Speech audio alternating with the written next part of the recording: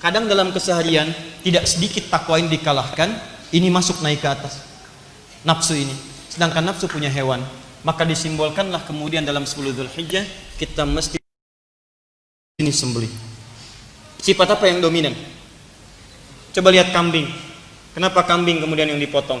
Ada beberapa ulama yang spesifik menerangkan dengan detail. Kenapa bukan ayam? Kenapa bukan ini? Kenapa bukan itu? Kenapa hewan-hewan ini? Nanti dalam kajian spesifik ada makna-maknanya. Tapi yang ingin saya tekankan secara langsung adalah kita simpan dulu makna ini, kita fokus pada satu bahasan yang paling inti. Dalam sembelihan itu, sebetulnya sebelum disembelih kita harus merenungkan nafsu apa, sifat hewannya apa yang paling dominan, yang seringkali melekat pada diri kita sehingga jauh dari Allah Subhanahu wa taala. Tanggal 9 itulah bagi yang berkorban dia puasa. Kalau saat tidak berpuasa karena alasan lain dia merenung apa yang kurang-kurang. Rinci. Maka ketika besoknya tiba tanggal 10 di sana melontar, di sini nyembelih. Perhatikan. Yang melontar dia mengucapkan lafaz yang sama dengan yang menyembelih. Di sana bismillah ya Allahu akbar, saya tanya pada Anda, saat menyembelih kalimat apa yang diucapkan? Sama persis. Makanya disarankan kalau bisa menyembelih sendiri. Tak mampu menyembelih sendiri, wakilkan pada orang lain, Anda saksikan penyembelihannya. Sehingga tahu. Kalau tidak ketahuan korban saya ya Ustaz, diarahkan ke tempat-tempat lain di sana, tanyakan kapan korban saya disembelih. Kapan? Walaupun saya tidak menyaksikannya. Maka saat waktu disembelih itu duduk Anda menghadap ke arah kiblat. Begitu itu disembelih rasakan, mohon kepada Allah. Kalau Anda melihat langsung, itulah sifat kotor Anda, hewannya Anda, nafsu Anda seketika disembelih supaya hilang, gugur dari dalam diri Anda. Makanya ketika selesai disembelih, Anda berdoa lagi, doanya sama persis dengan doa orang yang lontar jumrah di sana. Belum selesai menghadap ke arah kiblat, ini doanya. Lalu Anda bacakan inni wajjahtu wajhiya lilladzi fataras samawati wal arda hanifan muslima wa ma ana minal musyrikin. Innas salati wa mahyaya wa mamati lillahi rabbil alamin la syarika lahu wa bidzalika umirtu wa ana minal muslimin atau wa ana awwalul muslimin. Di begitu selesai menyembelih, Anda menghadap kiblat. Ini doa jarang dibaca nih. Kebanyakan orang sembelih, silahkan sembelihan berikutnya fulan bin fulan bismillahirrahmanirrahim, sudah yang berikutnya. Ini yang tidak diharapkan. Kadang-kadang sunnahnya kehilangan. Ngasah di depan hewan itu nggak boleh.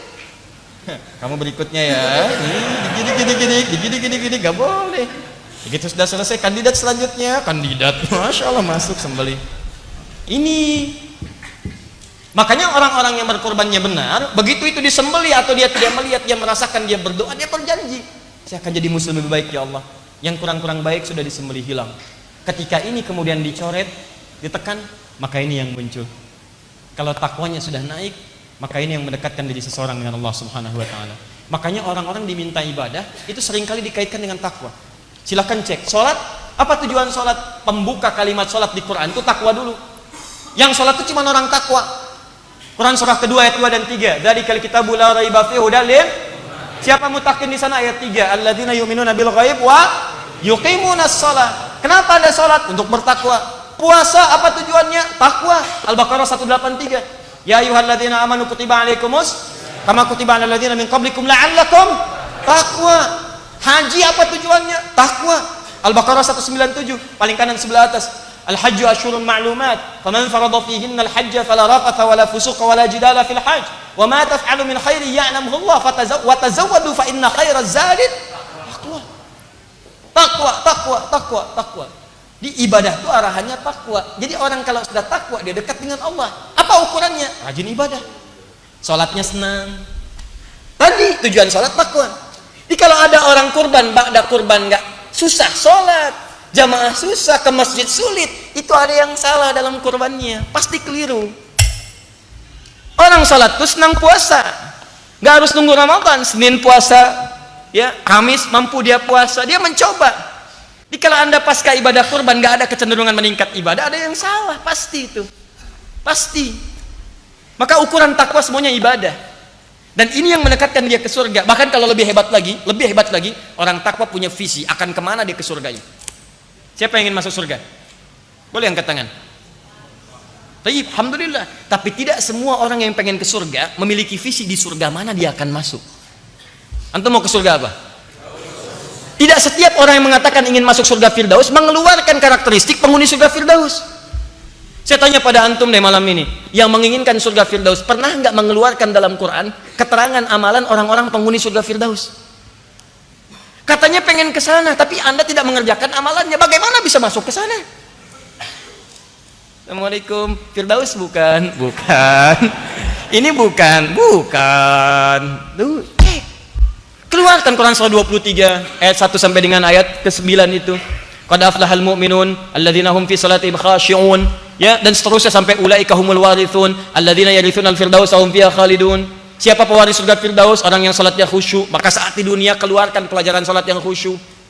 Liz zakati fa'ilun, dia mengerjakan zakat, maka Anda berusaha supaya bisa zakat. Anil lagwi mu'ridun, tinggalkan yang tidak bermanfaat, maka setiap yang tidak bermanfaat hilangkan. Acara TV nggak bermanfaat, jauhkan. Radio nggak bermanfaat, jauhkan. Media sosial nggak bermanfaat, yang nggak bermanfaat tinggalkan. Yang bermanfaat itu yang diambil, itu penghuni Firdaus. Jangan cuma dituliskan di rumah, baiti jannati Firdaus. Rumahnya masuk surga, Anda yang enggak. Keluarin. Nah, yahmukillah. Siapa yang masuk sana? Penghuni surga itu melekat kalimat takwa. Silahkan cek Ali Imran ayat 133 paling kanan sebelah atas. Wasari'u ila maghfiratin min rabbikum wa jannatin arduha as-samawati wal ardu uiddat lil muttaqin. Ayo bergegas introspeksi diri, evaluasi.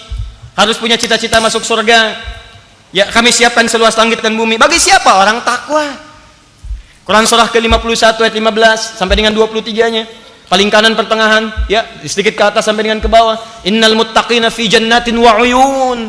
Sungguh orang takwa akan tinggal di taman surga. Akhidina ma atahum rabbuhum innahum kanu qabla dzalika muhsinin. Mereka mendapatkan kenikmatan langsung dari Rabbnya. Saat di dunia mereka orang-orang baik. Apa amalannya? Kanu qalila minal laili ma yahja'un. Malamnya sedikit tidurnya, banyak tahajudnya, mendekat sujud kepada Allah, bil ashari hum yastaghfirun. Menjelang subuh banyak istighfar, astagfirullah, astagfirullah, astagfirullah, dan seterusnya. Anda mesti punya visi. Makanya disebutkan di Quran surah ke-59 itu, ya. Dan turunan-turunan dari ayat 18 ya disebutkan jelas. Ya ayyuhalladzina amanu taqullaha wal tanzur nafsum ma qaddamat lighad. Hei orang-orang beriman, tingkatkan takwa kepada Allah. Siapa ciri orang meningkatkan takwa itu? Adalah orang-orang yang punya visi sampai ghad, sampai ke surganya. Cara berpikirnya begini, kalau cuma urusan dunia, aduh, kecil. Jangan bersaing dengan orang-orang yang belum beriman. Cuman dunia. Antum tuh makhluk surga. Bapak kita tuh di surga. Dan kita akan kembali ke surga.